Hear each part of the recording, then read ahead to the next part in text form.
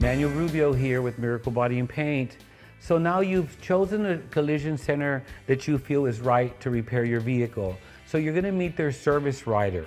The duties of the service writer is to, of course, exchange information with you, make sure you sign all the proper authorizations allowing them to repair your vehicle, to communicate with your insurance company, to test drive your vehicle to make sure it's safe and sound once they return it to you.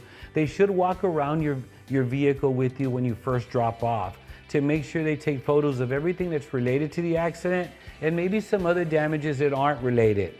But they'll make note of it to protect the vehicle and your awareness that maybe it has a couple of door dings. So they take all the proper information from your insurance company, your claim number. They ask you if you're an insured, meaning you're using your own insurance company, or if you're a claimant, meaning someone else hit your car and you're getting it repaired by their insurance company. They give you different options that your policy may have, like uninsured motorists, rental car allowances, and they help facilitate the repair and also help facilitate the claim process if you haven't called it in yet.